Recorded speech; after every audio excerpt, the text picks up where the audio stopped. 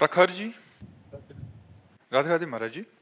महाराज जी प्रणाम। महाराज जी, जब हमें गुस्सा आता है, ईर्ष्या होती है या मन दुखी होता है तो सबसे पहले मन में नकारात्मक विचार क्यों? नहीं, हमें पहले बताओ गुस्सा क्यों आता है।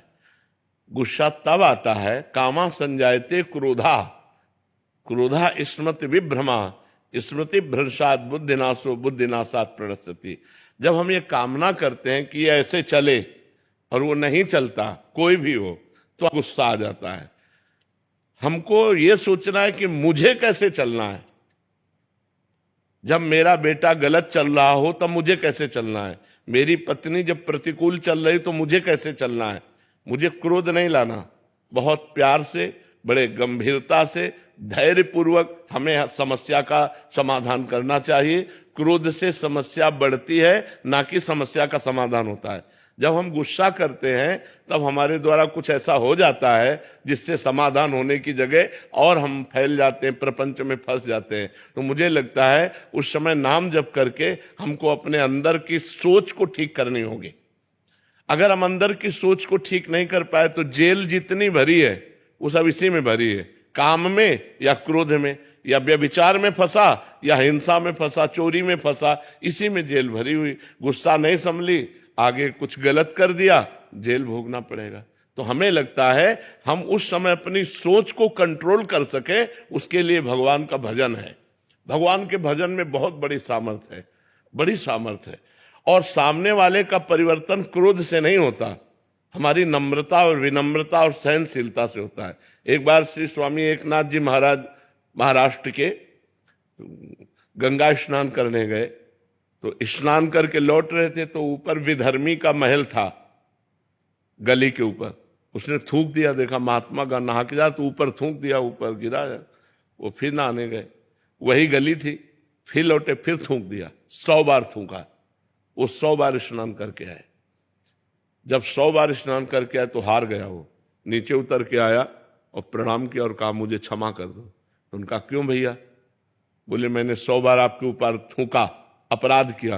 बोले नहीं, आपने बड़ी कृपा की, एक दिन में 1 बार गंगा स्नान करता था, आपकी कृपा से 100 बार गंगा स्नान हुआ, ये तो आपकी कृपा। वो चरणों में लौट गया और कहा आज के बाद कभी किसी महात्मा के साथ गलती नहीं करेंगे। विनम्रता और धैर्य ने उसको बदल दिया।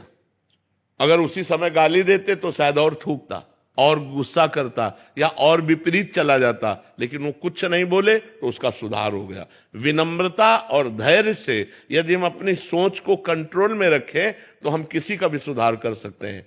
गुस्सा से सुधार नहीं होता, गुस्सा से और हानि हो जाती है, सुधार की गुंजाइश नहीं। जैसे छोटे छोटे बालकों को आप बार बार प्रताड़ित करते रहें तो उनके अंदर आपके प्रति जो अश्रद्धा पैदा होगी, जब वो जवान होंगे तब वो आपका अनादर करेंगे कि ये बहुत दुष्ट हमारे साथ ऐसा ऐसा करता रहा। तो हमें लगता है बच्चों को प्यार से समझाने की कोशिश करें, दुलार से समझाने की कोशिश करें। ज्यादा क्रोध का प्रयोग ठीक नहीं है। हर जगह क्रोध का प्रयोग करने से हानि ही हो जाती है। क्रोध से आज तक किसी को लाभ नहीं प्राप्त हुआ है। ये विचार करके हम अपनी सोच को भगवान से जोड़ करके, भगवान के नाम से जोड़ करके पवित्र आचरण करें। जब सामने वाला क्रोध कर रहा हो तो हमें गंभीरता पूर्वक विचार करना चाहिए कि अब हम क्या उत्तर दें, हम कैसे चलें। अगर उस समय में कुछ समझ में नहीं आ रहा तो हम वहां से हट जाएं। थोड़ी देर बाद हमारी बुद्धि काम करने लगेगी, तब हम देख लेंगे अभी बुद्धि काम नहीं कर रही, अभी क्रोधावेश आ रहा है, तो हट जाना चाहिए, सामने से चले जाना चाहिए। दीप शिखा जी हैदराबाद से। राधा वल्लभ शहरी। राधे राधे महाराज जी। महाराज जी, वो स्थिति कब आती है जब ये निश्चित हो जाए कि अब हमारा पुनर्जन्म नहीं होगा, होगा तो भी किसी भक्त या धार्मिक स्थल के अंतर्गत ही होगा? जब हमारा संसार का चिंतन छूट जाए, हर श्वास प्रत्येक मिनट भगवान का चिंतन, और कोई चिंतन नहीं, कोई कामना नहीं, सकल कामना हीन जे राम भगति रसलीन। अब काम खत्म हो गया। जब कोई चाह नहीं, कोई चिंता नहीं, कोई मांग नहीं, संसार का चिंतन नहीं, निरंतर भगवान का चिंतन हो रहा है, अब उसका आवागमन खत्म हो गया। वो खुद अनुभव होने लगता है कि अब हमारा काम हो गया। और जब तक नाना प्रकार की चिंताएं, कामनाएं, वासनाएं हैं, तब तक बार बार जन्म बार बार मरण होता रहेगा। पुनरपि जननम पुनरपि मरणम पुनरपि जननी जठरे शयनम।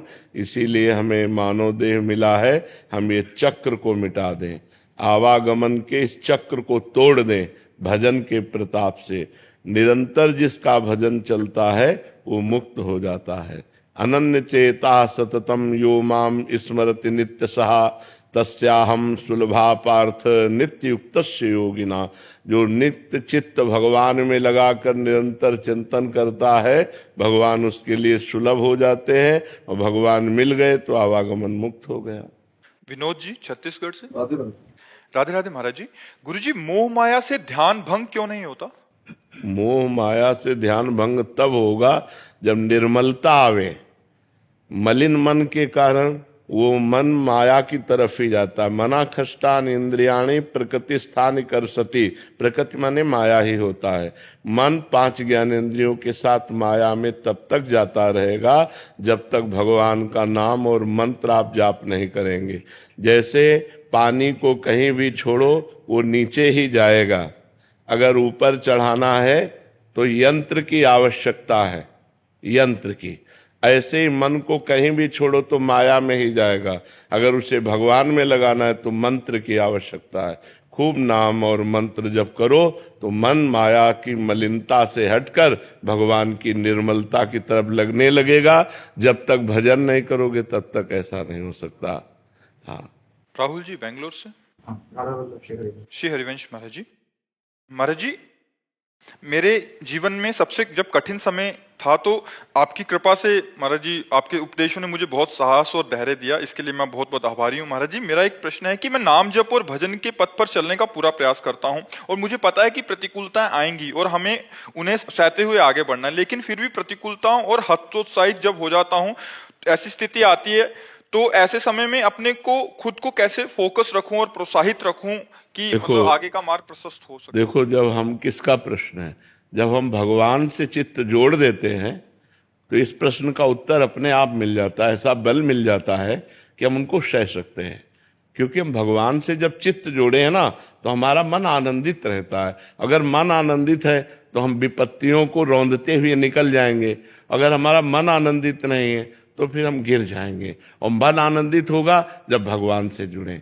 तो हम वही बात आपको सिखाना चाहते हैं कि भगवान से जुड़ो, गंदा आचरण मत करो, पाप मत करो, मांस मदिरा का सेवन मत करो, फिर देखो तुम्हारा चित्त कितना आनंदित रहता है। कोई व्यसन ना हो और कोई पाप ना हो, और थोड़ा भी भजन होगा तो आपका हृदय आनंदित रहेगा। आप पक्का समझो, भगवदा आनंद से ही हम इन विपत्तियों से लड़ सकते हैं, नहीं तो ऐसे ऐसी विपत्तियां पूछो मत। ये माया इतनी विचित्र है, पूछो मत। भोजन की थाली सामने आई और ढनक गए, कवल नहीं खा पाए, आराम से टहलते जा रहे, पीछे से टक्कर लगा, मर गए। हमारा कब शरीर छूट जाए, हमारा कब क्या घटना हो जाए, इस संसार में कहा नहीं जा सकता। इसलिए मालिक से जुड़े रहो। तो हम विपत्तियों पर तभी हावी हो सकते हैं, भारी पड़ सकते हैं, जब भगवान से जुड़े। नहीं, विपत्तियां हम पर भारी पड़ जाएंगी और हमको गिरा देंगी। आदमी जब निर्णय नहीं कर पाता ना विपत्तियों में, तो सुसाइड जो कर लेते हैं ना, वो यही, वो विपत्तियों से निकलने का रास्ता सुसाइड सोच लेते हैं, जबकि सुसाइड भारी विपत्ति में फंसा देने वाला है। प्रेत योनि मिलती है करने वाले को। तो हमारे ऊपर विपत्तियां भारी ना पड़े, इसलिए भगवान का नाम जप करें, भगवान से चित्त जोड़ें, और ये विश्वास करें कि आज दुख आया है तो हट जाएगा, कल हमारे सामने सुख भी आएगा। ऐसा नहीं है जैसे दिन आया है तो रात आएगी, हम तैयारी रखें। अगर रात आ गई है तो परेशान ना हो, दिन आने वाला है। दुख आया है तो सुख आएगा, सुख आया है तो दुख आएगा। ये क्रम चल रहा है, मनुष्य जीवन का क्रम है। हमको तैयार रहना चाहिए। जैसे हम रात्रि के लिए बिजली गई तो हम इन्वेटर की व्यवस्था करते हैं, जनरेटर की व्यवस्था करते हैं कि हम अंधेरे से व्याकुल ना हो। ऐसे ही दुख आने वाला है, हम नाम जप करें, दान पुण्य करें, तीर्थ स्नान करें, तीर्थ याटन करें, जिससे हमारे पास पुण्य हो और मैं उस पुण्य बल से विपत्ति को पार कर जाऊं। निहारिका द्विवेदी जी दिल्ली से। महाराज जी राधे राधे। महाराज जी मेरा प्रश्न है कि यद्यपि अत्यधिक भोगों की कामना ना भी हो तो भी कर्मों में कुशलता और सांसारिक रूप से योग्यता और सफलता की इच्छा बनी हुई है। अगर आप इस इच्छा को कर्मों में करने की कुशलता किसे कहते हैं?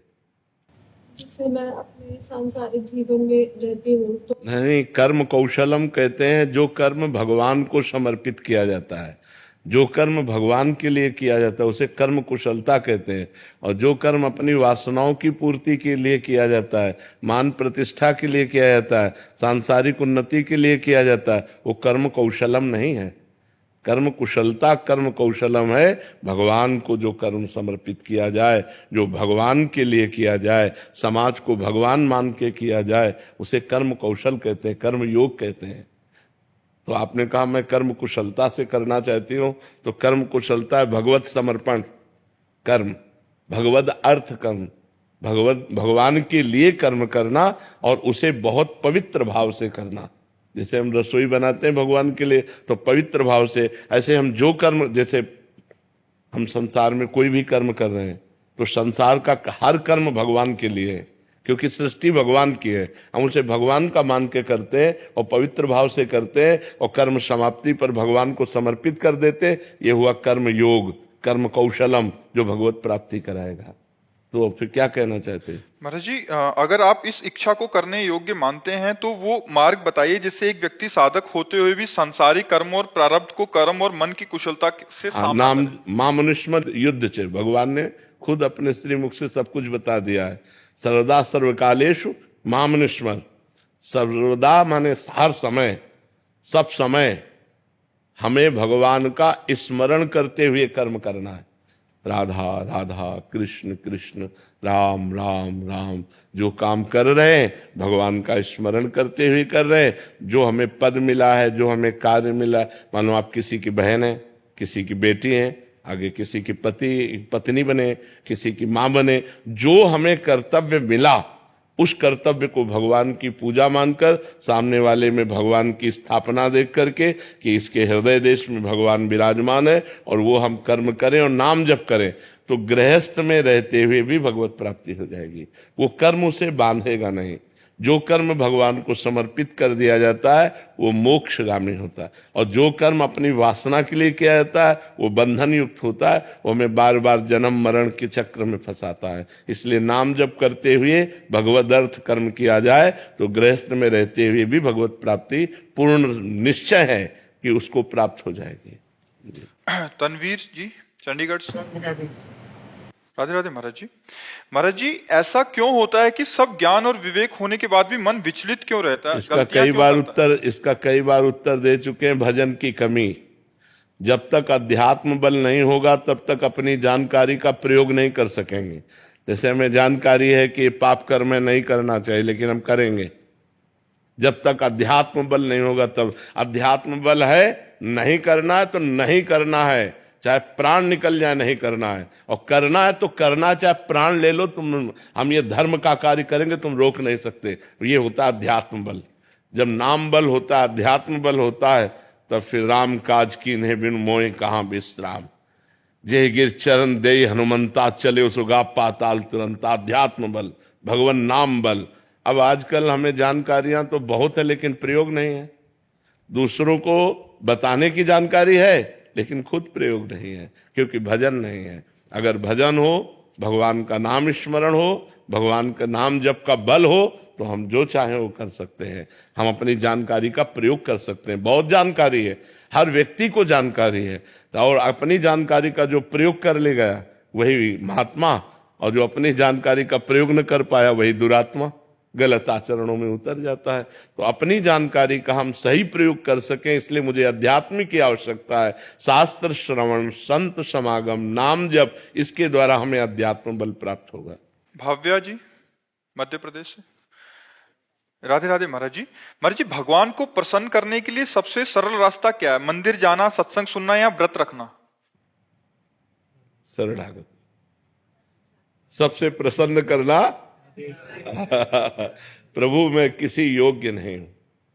भगवान स्वयं अपने श्री मुख से कहते हैं एकादशी स्कंद भागवत में, व्रतांश यज्ञ छंदांश तीर्था नियमा यमा यथा वरुंधेत सत्संगा सर्वसंगो पहो हिमाम मैं बड़े बड़े व्रत से वश में होने वाला नहीं, मैं बड़ी बड़ी यज्ञों से वश में होने वाला नहीं, मैं नियम संयम से वश में होने वाला नहीं। अगर मैं वश में होता हूं तो साधु संग से होता हूं। तो साधु संग क्या? भगवान की शरण। हे नाथ, मैं जैसा हूं आपका हूं, यही भगवान को प्रसन्न करने का सबसे श्रेष्ठ उपाय है, क्योंकि हमारे पास और कुछ नहीं है। जैसे हम कहते हैं भगवान को भोग लगाएं, यार वो पूरी सृष्टि को पवाता है, हम उसको क्या भोग लगाएं। अब हम कहते हैं व्रत उपवास रहने, इतने से क्या होने वाला है। यज्ञ करे तो उन्हीं की वस्तुओं से, दी हुई वस्तुओं से यज्ञ कर रहे हैं। सबसे बढ़िया बात है भगवान की शरण होना। हे नाथ, मैं आपका हूं, जैसा भी हूं पर आपका हूं।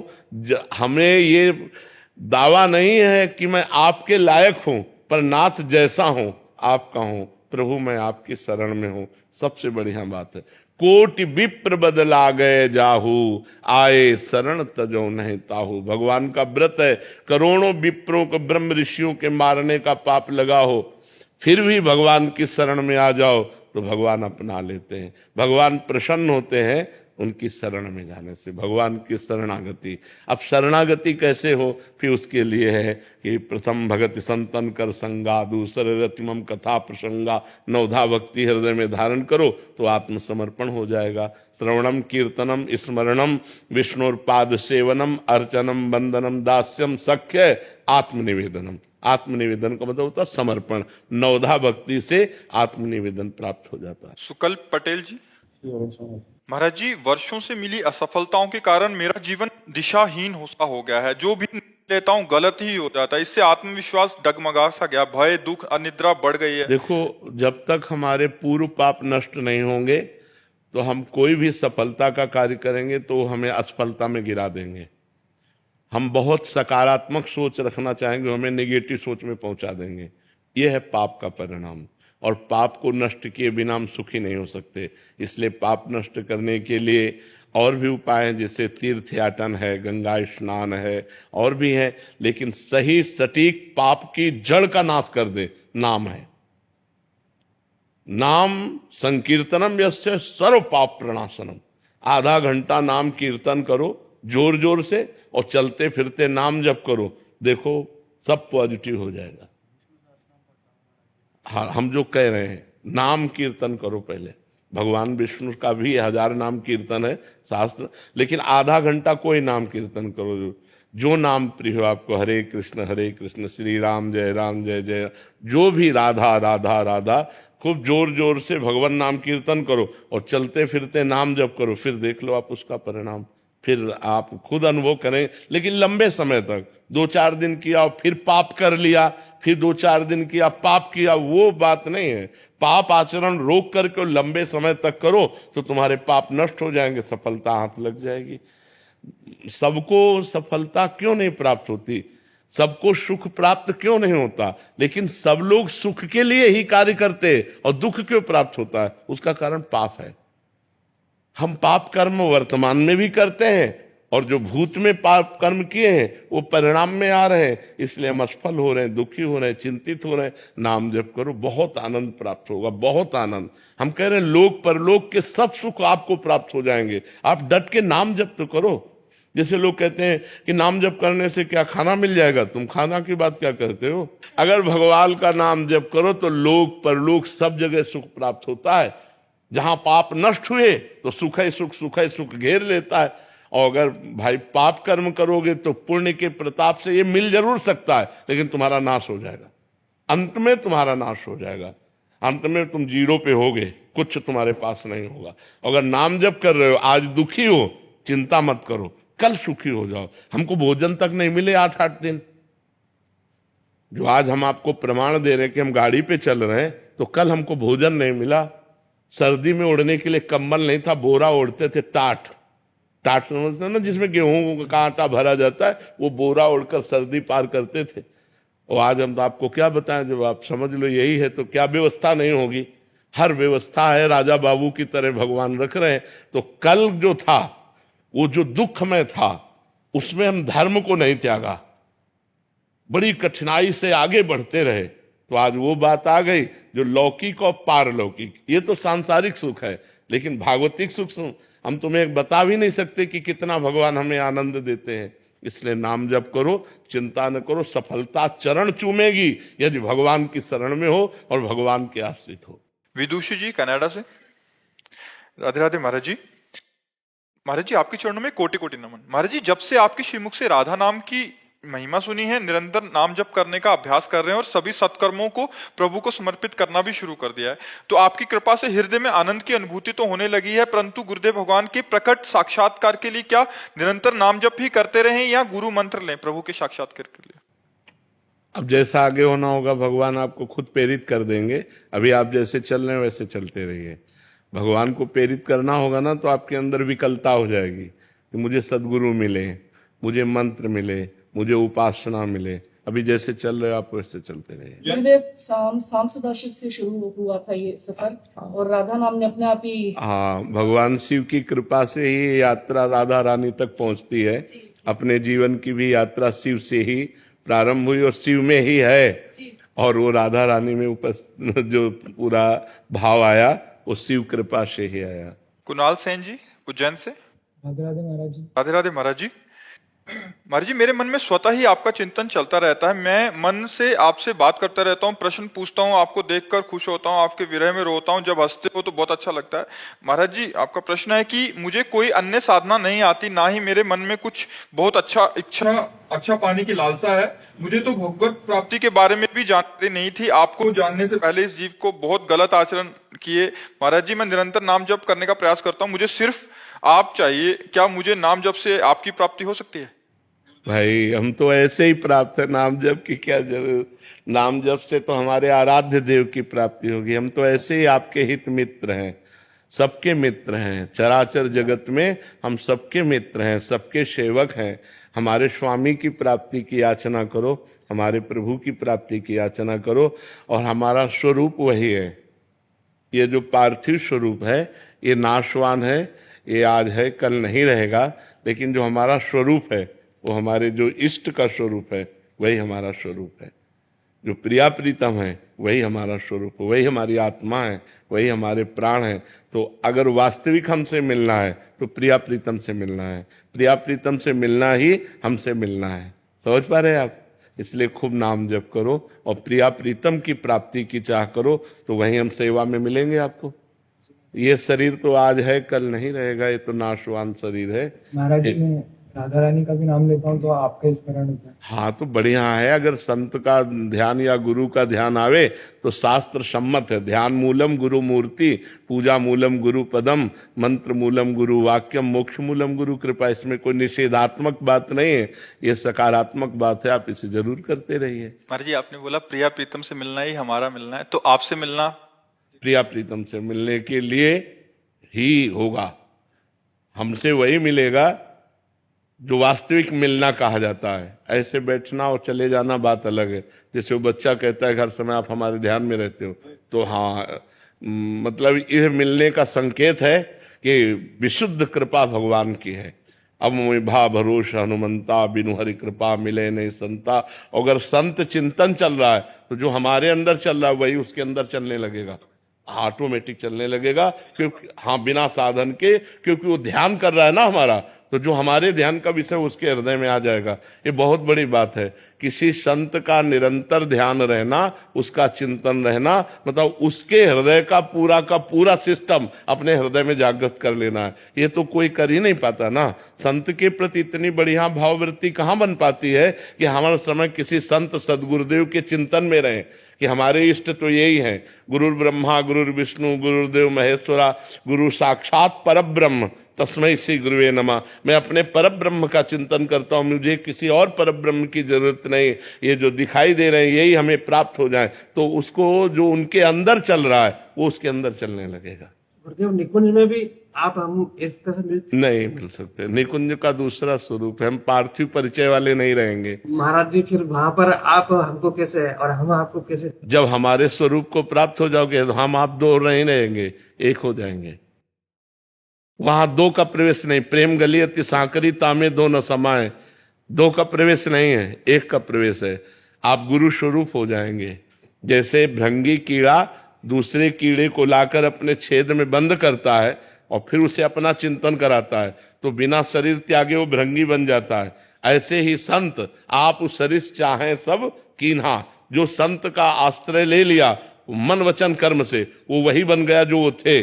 और तो जब निकुंज में प्रवेश होगा तो हम तुम एक ही होंगे, दो नहीं होंगे। हमारा तुम्हारा स्वरूप एक होगा, हमारा तुम्हारा मन एक होगा, हमारा तुम्हारा चिंतन एक होगा। समझ पा रहे जी? वहां मैं और तू नहीं है, एक है। सवाल हल होगा एक आने पर, चाहे भक्ति से हल करो चाहे ज्ञान से हल करो। ज्ञान में एको ब्रह्म द्वितीयो नास्ति, और भक्ति में ब्रह्म नहीं, माया नहीं, नहीं जीव नहीं काल, अपनी ही सुदिना रहे एक रहो नंदलाल। एक पे ही सवाल हल होगा। पूरी सृष्टि को एक में ले आओ, सवाल हल हो गया। मोक्ष को प्राप्त हो गए या प्रेम को प्राप्त हो गए। निखिल कुमार जी राधा राधा महाराज। हरियाणा से। राधे राधे महाराज जी। महाराज जी, मैं पिछले 1.5 वर्ष से YouTube के माध्यम से आपसे जुड़ा हूँ, आपकी आज्ञा में रहकर नाम जप का प्रयास भी कर रहा हूँ। महाराज जी, YouTube वीडियो में देखा कि जब साक्षात्कारकर्ता ने पूजनीय देवरा बाबा जी से प्रश्न किया कि आपकी अवस्था ईश्वर लीन है, इसका क्या कारण है, कैसे ये संभव हुआ, क्या क्रियाएं आपने कि ये संभव हुआ, तब देवरा बाबा ने उत्तर दिया, अष्टांग योग मानी ईश्वर में योगी और योगी में ईश्वर, बस यही ईश्वर लीन है, बस इतना ही। और क्रिया तो बताया गया है कि महाराज जी 10 मुद्राओं के बारे में बताया कि 10 मुद्राएं हैं। महाराज जी, इनका अर्थ पूछना चाह रहे थे, और आपके द्वारा बताए गए ब्रह्मचर्य के सभी नियमों का ईमानदारी से अनुसरण करना। नाम जप करो, सब योग का अपने आप पूर्ण हो जाएगा।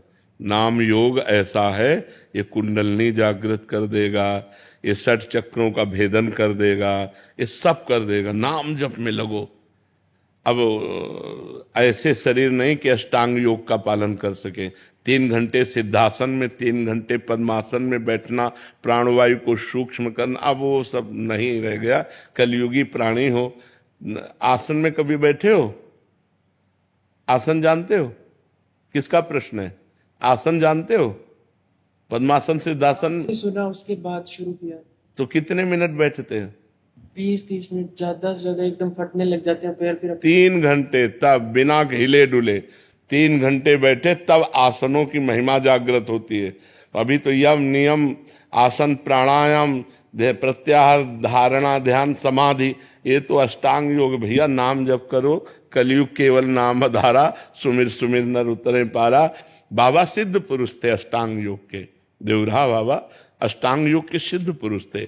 हम देवराह बाबा न बनना चाहें, हम देवराह बाबा की बात मान लें। तुम एक बात बताएं देवराह बाबा की, देवराह बाबा के श्रीमुख से निकले हुए वाक्य, जैसे 2 लकड़ियों के घर्षण से अग्नि पैदा हो जाती है, ऐसे जबान और राम नाम इसका बार बार घर्षण हो तो दिव्य ज्ञानाग्नि पैदा हो जाएगी।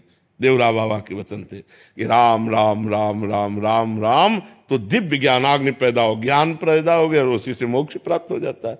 नाम जप करो बच्चा, जितना अधिक से अधिक नाम जप करोगे उतने सदगति होगी। कलयुग केवल नाम आधारा, सुमिर सुमिर नर उतरे पारा। महाराज जी, सेवा मार्ग में संग दोष का डर रहता है और भजन मार्ग एकांतिक बहुत कठिन है, तो उसमें क्या? हाँ, सेवा को भगवान में समर्पित करते हुए कंचन कामिनी कीर्ति 3 से बच जाए तो फिर सेवा सिद्ध हो जाएगी, नहीं तो भ्रष्ट हो जाता है। जैसे व्यवहार में सेवाएं होती हैं, तो अब यहाँ भी सेवाएं हैं, तो जैसे ये लोग सेवा में हैं तो इनको इतना कस करके रखे हैं कि ये किसी माता बहन की तरफ गंदी दृष्टि से नहीं हेर सकती, और मतलब कभी व्यवहार में अकुशलता नहीं होगी।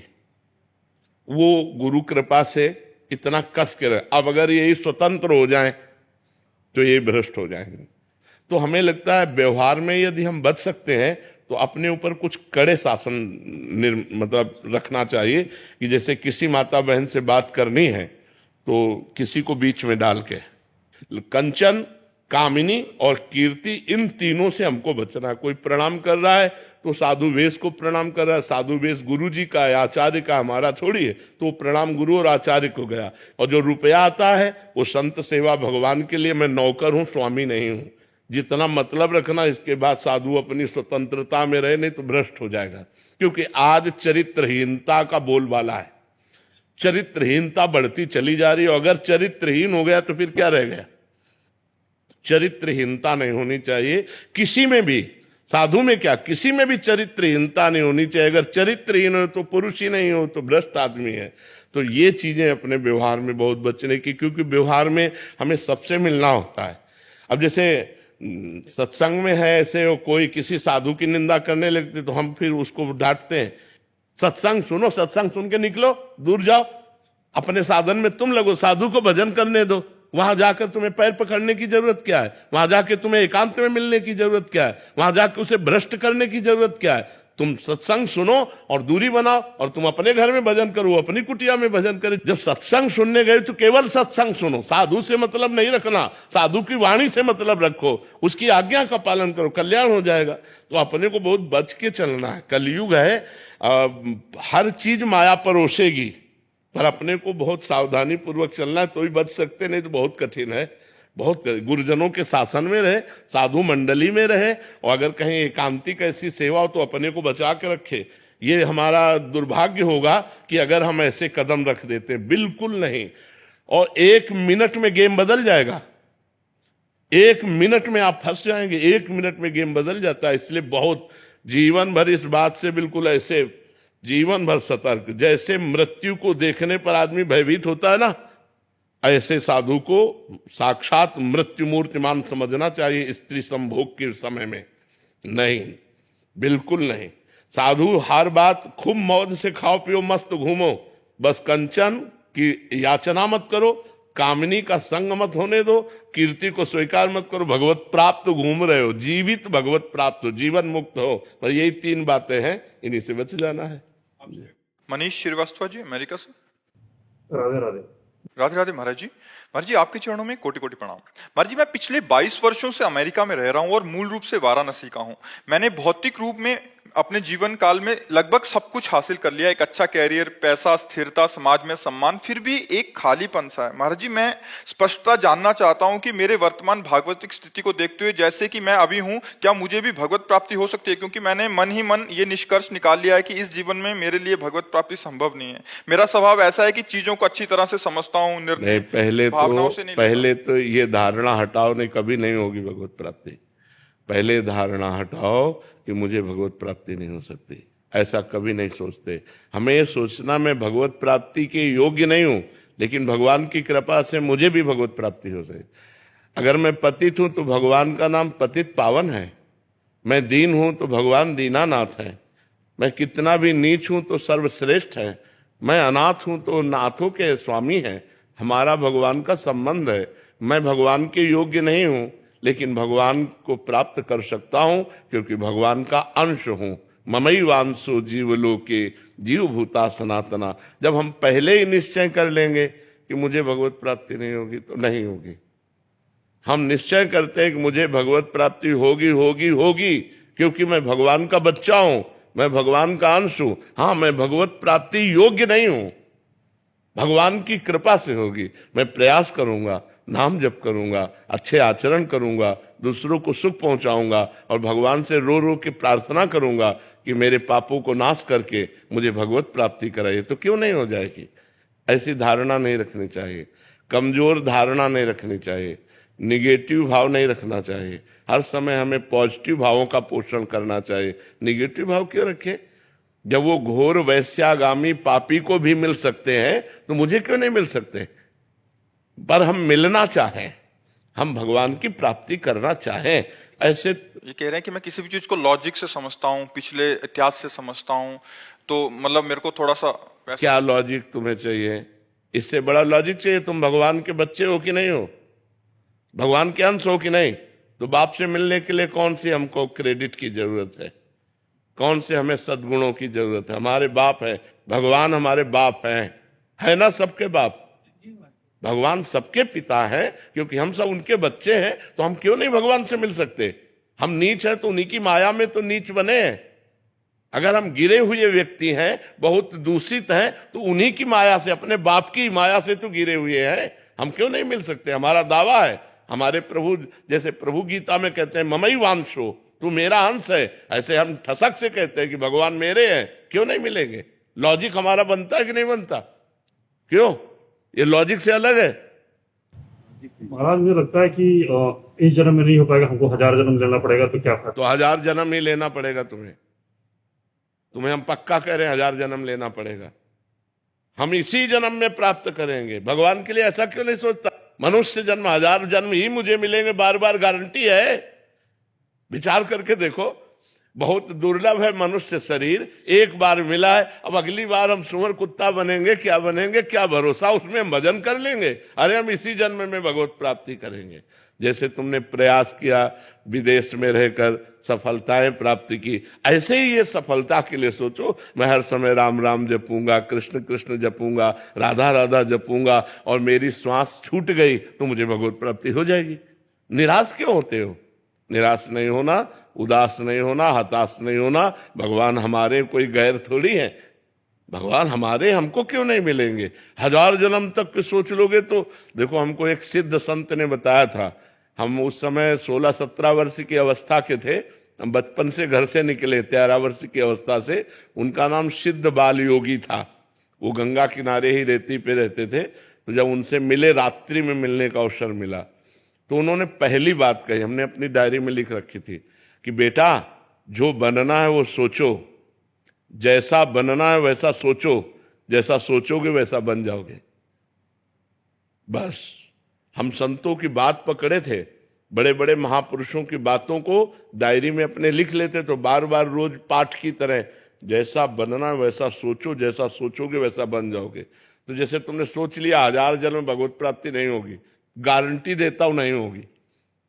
अगर सोच लिया कि इसी जन्म में होंगी, तो हम कहते हैं बहुत बहुत एक जन्म और खसक जाएगा, लेकिन हमारा नियम प्रण वो हमको एक जन्म में बहुत मान लो हमसे चूक हो गई, तो अगले जन्म में पक्का मनुष्य बनेंगे और भगवत प्राप्ति हो जाएगी। हम लंबा क्यों खींचे कि 1000 जन्म हमको मनुष्य शरीर मिलेगा? गारंटी कौन है? कोई गारंटी दे सकता है? पता नहीं नाली का कीड़ा बने, पता नहीं क्या बने, क्या ना बने। ऐसी बातें नहीं सोचते। पॉजिटिव सोचो, निगेटिव मत सोचो। भगवान हमारे अंशी हैं, हमारे पिता हैं, हमारे स्वामी, वो मिलेंगे क्यों नहीं यार? कोई गैर है क्या? भगवान को यही तो हम माया का प्रभाव बन गया कि स्त्री पुत्र परिवार शरीर अपना लगता है, भगवान पराये लगते हैं। जबकि भगवान अपने हैं वास्तविक। हम अगर स्त्री से भी प्यार करते हैं तो भगवान से प्यार करते हैं, क्योंकि उसके अंदर भगवान है, इसलिए वो हमें प्यारी लगती है। और उसी स्त्री के शरीर से भगवान हट जाए, अंतर ध्यान हो जाए, तो हम वही प्यारा शरीर जिसको हम प्यार करते थे उसी को आग लगा देते हैं। तो हम कहीं ना कहीं भगवान का ही तो आदर करते हैं। तो हमें मानना चाहिए कि हमारे भगवान प्रीतम है, ठीक है, निगेटिव भाव नहीं रखते। महाराज जी, एक प्रश्न था महाराज जी, जिस समय ऐसा कष्टपूर्ण बाहरी व्यवहार में महाराज जी आपका जीवन था, महाराज जी उस समय भी तो आप भजन करते थे। तो उस समय ज्यादा करते थे। उस समय ज्यादा इसलिए करते थे, अब जैसे सुबह से हम लगे तुम्हें समझाने में, उस समय समझाने उस समय केवल भजन था, किसी से मिलना जुलना नहीं, किसी से बातचीत नहीं, रात दिन भजन था। अब तो भजन का विभाग भी हो गया कि भाई 2 घंटे एकांतिक होगा, ये होगा, वो होगा। उस समय कोई विभाग नहीं था, केवल भजन था। ना भोजन की व्यवस्था है, ना रहने की व्यवस्था है, रात दिन गंगा किनारे भगवान के भजन में लगे। उस समय भगवान ने ऐसा विधान क्यों नहीं किया आपके लिए? हाँ, भगवान ने उस समय विधान इसलिए नहीं किया कि जब मटकी पक्की हो जाए और फिर पानी डालो तो पानी ठंडा करके पिला देगी, और अगर कच्ची मटकी में पानी डाल दिया तो फैल जाएगी। उस समय कच्ची मटकी थे, अगर ये सुविधा दे देते तो फैल जाते। अब भगवान की कृपा से इस सुविधा का कोई फर्क नहीं है। जो हमारा लक्ष्य है वो हमारे साथ है। ये माया का जो प्रवाह है वो हमारे चित्त को आकर्षित नहीं कर सकता, क्योंकि इष्ट गुरु कृपा से मटकी पक्की हो गई है। तो भगवान ने ऐसी कृपा की कि बिल्कुल संभाल करके ऐसे लाए, और जब ये दिया तब भोगने लायक नहीं रखा। देखो कितने चतुर खिलाड़ी हैं। जब हम खाने लायक थे, जब हम भोगने लायक थे, तब भोग नहीं दिया, और जब भोग दिया तो भोगने लायक नहीं रखा। वो बड़े खिलाड़ी है, वो बड़े कृपालु है, कैसे जीव को बचाते थे। इसलिए भगवान ने उस समय नहीं दिया कि उस समय मटकी कच्ची थी। अगर विषय रूपी पानी डाल दिया जाता तो फैल सकती थी। आज मटकी पक्की कर दी और फिर उसमें भर दिया, तो अब वो ठंडा जल दूसरों को सुख प्रदान कर रहा है। मटकी स्वयं सुरक्षित है और दूसरों की प्यास बुझा रही है, इसलिए ऐसा भगवान ने किया। महाराज जी आपको लगता नहीं कि अब ठीक होते, स्वस्थ होते तो हम अच्छे से? नहीं, इन इच्छाओं का सबका नाश हो जाता है। भजन का यही फल होता है, जब आनंद मिलता है भगवदानंद, तो ये सब गंदी बातें, सब संसार के सुख, ये सब अच्छे नहीं लगते, अपने आप अच्छे नहीं लगते। नहीं तो फिर भगवदानंद का मतलब क्या रहा? जैसे भुने हुए चने को कहीं भी बो दो, कभी अंकुरण नहीं हो सकता, ऐसे ऊसर बरसई तृण नहीं जामा, संत हृदय जिम उपज न कामा। वही संत है जिसके हृदय में कोई कामना न उपज, कि आज हम ये खाएं, आज ये देखें, आज ये भोगने, ये सब इच्छाएं नहीं रह गई। बस निरंतर भगवान जैसे चला रहे हैं, सत्कर्म होता रहे, कोई गलती ना हमसे होने पावे, भगवान का विस्मरण ना हो, बस यही एक कामना है कि कभी भगवान को भूलूं नहीं। बिसरी हो ना बिसारी हो, यही दान मोहि देव, श्री हरिवंश के लाडिले मोहि अपनी कर लियो। मैं आपको न भूलूं और प्रभु आप मुझे न भूले, मैं आपका दास हूं। इतनी बात है और कोई इच्छा नहीं रह गई। महाराज जी जैसे आपने बोला कि कोई गलती ना हो, तो अभी भी थोड़ा भय रहता है कि हाँ, गलती? भय रहता है, अब भी भय रहता है, ये तो मरने तक रहेगा। एक वैश्या थी, तो एक संत भिक्षा मांग के निकलते थे, तो उसने मनोरंजन में कहा कि बाबा तुम्हारी दाढ़ी पवित्र कि मेरे बकरे की दाढ़ी पवित्र? वो कुछ नहीं बोले। 2 साल बाद जब उस मरण सैया पर लेटे हुए थे, बोले उस वैश्या को बुलाओ। बुलाया, कहा बेटा मेरी दाढ़ी अच्छी। तो बोले बाबा ये बात उस समय क्यों नहीं कही? बोले इसलिए नहीं कही कि कभी कुछ हो सकता है, आज मैं मरने जा रहा हूं, अब कुछ नहीं हो सकता, इसलिए दाढ़ी मेरी पवित्र है। तो देखो माया बड़ी बलवान है, बड़े बड़े ब्रह्म ऋषियों को भी आकर्षित कर लेती है। हम तो बहुत छोटे जीव हैं, इसलिए हम भगवान के सहारे हैं। भय यही रहता है कि भगवान को भूल ना जाऊं, कहीं कोई गलती ना हो जाए। ऐसा मेरे जीवन भर भय बना रहेगा, जब तक शरीर रहेगा तब तक ये भय बना रहेगा कि मेरे से कोई गलती ना हो जाए। और भगवान निरंतर भजन चलता रहे, कहीं भगवान को भूल कर माया में न फंस जाऊं, ये डर बना रहता है। ये डर है कि कहीं भगवान को भूल न जाऊं, कहीं माया में ऐसा कोई आकर्षण ना हो जाए जो भगवान का चिंतन छोड़कर माया का चिंतन होने लगे। क्योंकि शिव विरंचिका मोहई, माया कैसी है? शिव विरंचिका मोहई को है बपुरान, अस जिय जान भजी मायापति भगवान। ऐसी भगवान की माया की बड़े बड़े ईश्वर कोटि के लोगों को भी मोहित कर ले, तो अपने क्षुद्र जीव हैं, अपने मोहित हो जाए तो कौन सी बड़ी बात है। बड़े बड़े ब्रह्म ऋषियों को नचनी नाच नचा दिया, जो माया सब जगह ही नचावा, जासु चरित लख काहू न पावा। तो उस माया के आगे हम ताल ठोक दे, ऐसी बात नहीं। हमको डरना पड़ेगा कि भगवान आपकी कृपा से आपकी माया कभी हमको आकर्षित न करे और हम आपके भजन करते हुए शरीर पूरा हो जाए, ये डर रहता है कि कहीं वृंदावन न छूट जाए। अब कहते वृंदावन कैसे छूट जाए? मान लो ऐसी कोई भयंकर पीड़ा हुई, बोले चलो बंबई ले चलो, यहाँ तो अस्पताल है नहीं। हे भगवान कभी हमको धाम न छूटे, नाम न छूटे, कहीं कोई ऐसी परिस्थिति ना, मान लो शरीर में इतना दर्द शुरू हो जाए कि नाम ही छूट जाए। तो नाम न छूटे, धाम न छूटे, कोई गलती न हो, ये बातें बनी रहती मन।